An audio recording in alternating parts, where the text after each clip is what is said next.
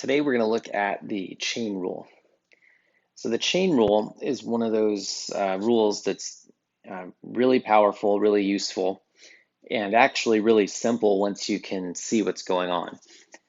Now the notation can be confusing, so what I'm going to do today is I will go through these problems using notation, which is accurate, but I will try to talk about this sentence here, because this is the way that I remember it and it's the way that works for me.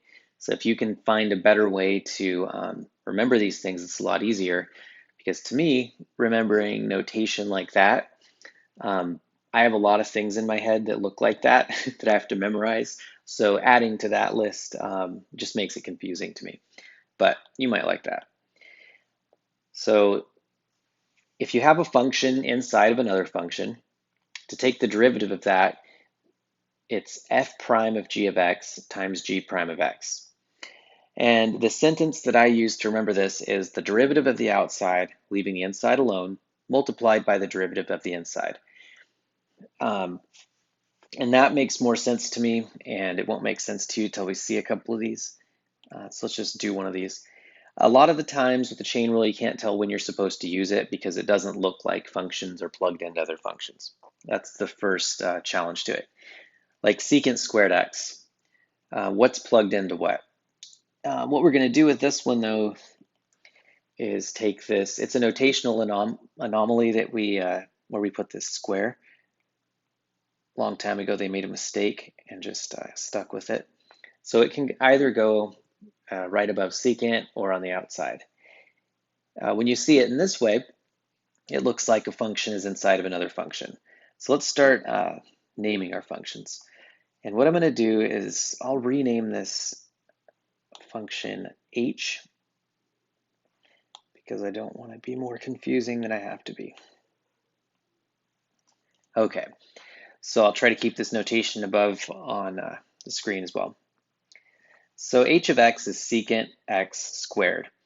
So if I am going to do this 100% accurately, I'm going to do something like this. I'm going to say, well, identify the inner and outer function. Well, the outer function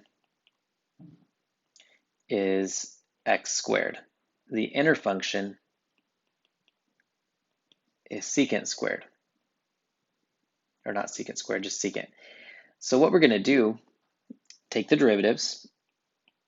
F prime of x is 2x. G prime of x is secant tangent. Okay, so now if I look at what I have for the chain rule, f prime of g of x times g prime of x, I can just plug stuff into that. So what that says, first of all, is to plug g of x into f prime of x. Okay, well, g of x is secant.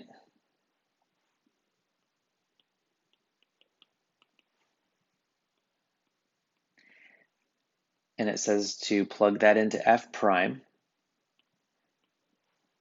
So that's, this would represent f prime of g of x, and then multiply by the derivative of the inside. Well, the derivative of g is secant tangent.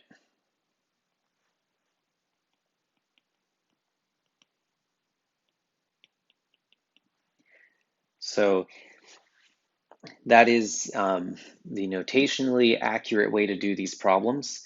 To me, that's a little clunky. So we'll do another one. We'll do it slightly different. And then we simplify that problem. So h prime of x is 2 secant squared x tangent x.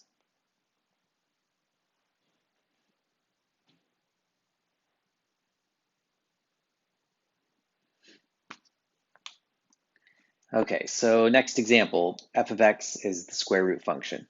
So like a lot of these, we're gonna have to rewrite them first. So I'll say f of x is x squared plus 2 to the 1/2. Okay, what's the inner and outer function? So this one I'll do slightly different than the last one.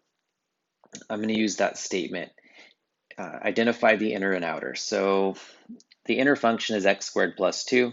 The outer function is the square root function. So we take the derivative by taking the derivative of the outside of this. So we're going to bring down the 1/2, subtract 1 from the numerator, or not numerator, from the exponent, and we leave the inside alone. And then we multiply by the derivative of the inside, so we'll have 2x. And if I leave it just like that, I can show you this is f prime of g of x, and this is g prime of x. And then we simplify. So this would be x times x squared plus 2 to the negative 1/2. So that's the way I prefer to do those problems. The other way I'll do that, I could do it right here. So if this is my function, so from there, let's identify the functions, right? So the chain rule tells us we need to identify. So let's rename the functions. This is just for an example showing you that it's another way to do it. Okay, so in fact, I'll change this too because I really took an h prime. All right, so if I draw a line here and just say, let's do it a different way, or technically correct way. Let's identify the outer function. Well, the outer function is x to the 1/2. The inner function, or a g function, is x squared plus 2. F prime of x is 1/2 x to the negative 1/2. And then g prime of x is 2x. So if you want to do it this way, you can. This is the way that I was taught. It seems more confusing though, because then it's like, what do you plug into what? That's what I'll do. Let's do it though. So this would be f prime of g of x times g prime of x. So now I take g and plug it in for x here.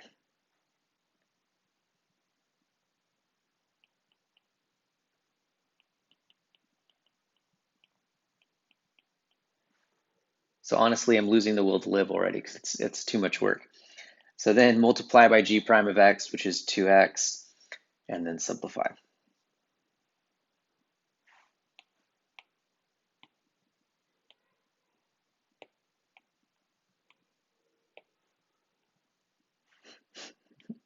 Sorry. So this is h prime. And then we simplify, so we get same thing. So on the right side, in the right column, that's identifying the functions first and then using all the plugging and stuff. On the left side, all I did was use that sentence, and hopefully that makes sense how I'm explaining that. So let's do another one. This next example, we're going to take the derivative. It has an e in it, so we'll deal with that. I will take the derivative the way that I remember it, using the derivative of the outside, leaving the inside alone, multiplied by the derivative of the inside. And then I'll do it the other way, writing it all out to show you how much faster it is if you can find a different way to memorize that. Okay, so h of x is e to the 3x squared minus 4. So in red parentheses, you can see I have 3x squared minus 4. That is the inside function plugged into e to the x. So let's take the derivative. So the derivative of the outside function, the derivative of e to the x, is e to the x. So we'll take the derivative, and then we leave the inside alone.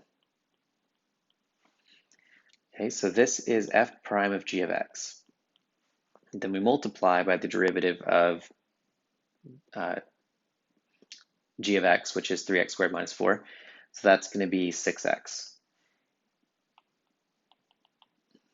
And so h prime of x is 6x times e to the 3x squared minus 4.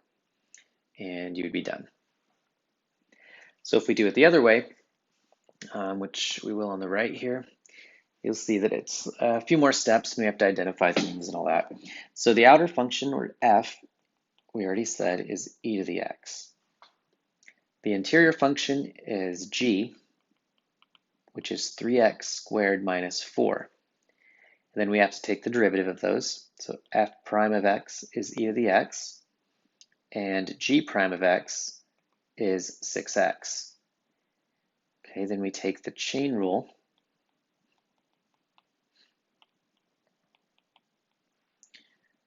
and we plug these things in. So we're taking g of x, and we're plugging it in for x. So my h prime is going to be e to the 3x squared minus 4 times g prime of x, which is 6x. So we do get the same answer, of course, but using the way on the right, you can see there's quite a few less steps. And for instance, I don't even need this step. I don't need to write all that out. So I'd prefer to use the method on the left rather than the right, but I don't care which one you use as long as you can work these problems.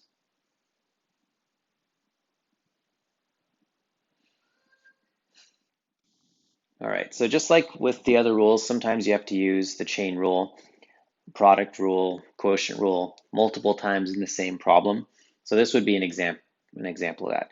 So we're going to calculate the derivative of this double square root function. Now it works the same. I'm not going to write out the f, g, and f prime and g prime because that gets really confusing in something like this. So I'll just go ahead and start it. I'll rewrite this using exponents, and then we'll just start working with this. So y prime, the derivative of the outside. The overall outside function is the square root function. So I bring down 1/2. I'm going to leave the interior alone as 1 plus x squared plus 1 to the 1/2. So this represents f prime of g of x. And then I need to multiply by the derivative of the inside. The interior function, just to be clear, is all of this. So the derivative of 1 is 0. So this would just be the derivative of x squared plus 1 to the 1/2. So that would be 1/2 times x squared plus 1, so we leave that alone, to the negative 1/2, multiplied by the derivative of x squared plus 1, which is 2x. So this is a messy looking derivative. This is g prime of x. So I'll do minor simplification, then I'll just leave it alone. So we have 2x times 1/2 times 1/2. So y prime is going to be x over 2 times 1 plus x squared plus 1 to the 1/2 raised to the negative 1/2 times x squared plus 1 to the negative 1/2. And I don't believe you can go any further than that, so that is your derivative.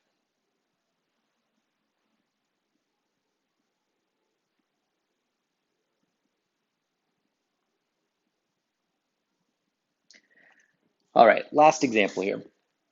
We have the derivative of 3x to the 5th plus x squared, and it's raised to the 3002nd power.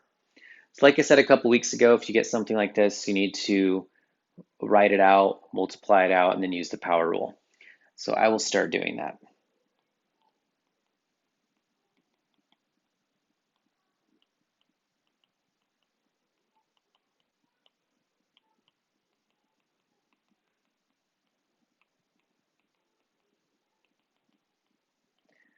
Okay, so I'll come back when I get all this done.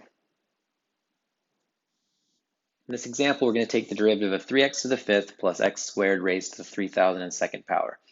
So as I said in previous sections, when you have something like this, you want to multiply it all out.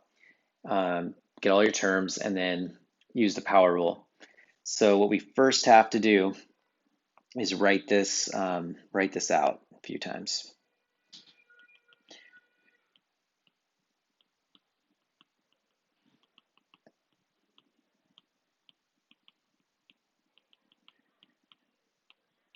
Okay, so I'll turn the camera off and come back when I get all these done. It'll take me a minute.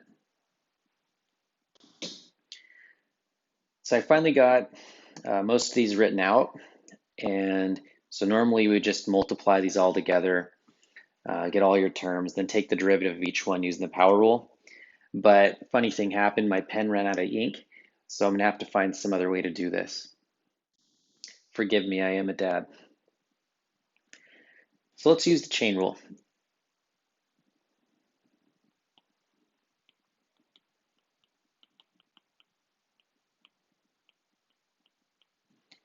So the outer function is x to the 3002nd. So we'll take the derivative of the outer function.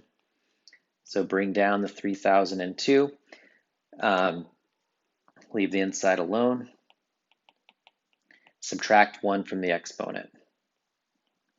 So this is f prime of g of x. Then we multiply by the derivative of the inside. So 3x to the 5th plus x squared, that derivative is going to be 15x to the 4th plus 2x. And that is your derivative.